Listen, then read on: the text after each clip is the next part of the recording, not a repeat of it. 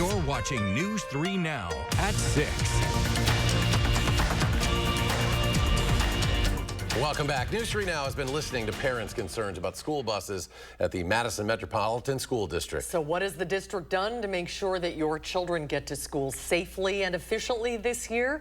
And what does the future look like? Our Arman Rahman went to officials to find out. Arman? Susan and Eric, district officials say roughly 3,000 parents have been actively using that First View app to track their kids' buses. So we thought we'd keep track of how parents feel and the district's work to improve from last year.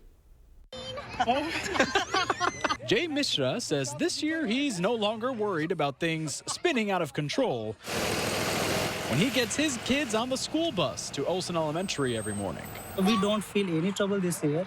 It is way better than the last year. Last year was First Student Inc.'s first year operating school buses for the Madison Metropolitan School District. Mike Herding is the special assistant to the MMSD superintendent. Last year, with the national shortage of drivers, we just didn't have enough drivers to do all the routes. At that time, News 3 Now brought you stories from parents who said their kids' buses were late in the morning, dropped them off late in the evening, or in one instance, we should not be waiting until one of these kids gets lost. Dropped a child off at the wrong bus stop, forcing them to ask a stranger for a ride home. We started with a 2-tier.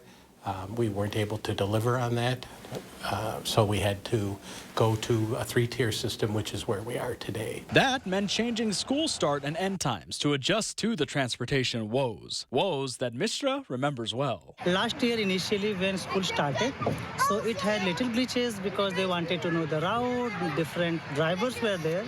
Now, Herding says the district has about 127 bus drivers. So we have a little leeway, but we're actively encouraging people to drive school bus or be attendants as we continue to be able to provide more services to our schools. He says they hope to get more drivers to provide transportation home from after-school programs and other activities. But after last year, the district's next stop on the route to progress was starting this school year smoothly.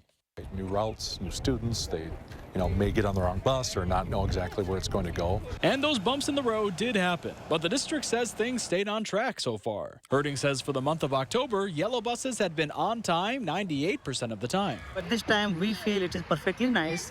It comes actually 5 minutes early. I reached out to other parents to see what they thought, and while they couldn't speak on camera, they agree buses have been more reliable this year. We occasionally get a concern about a bus stop.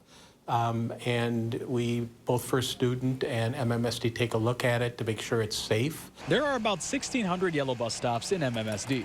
Although every time you add a bus stop, it adds minutes to the route and can create problems down the line. Now the district is gearing up for a route that can be new every year, the winter driving season. The first couple of snowstorms, we'll see late buses.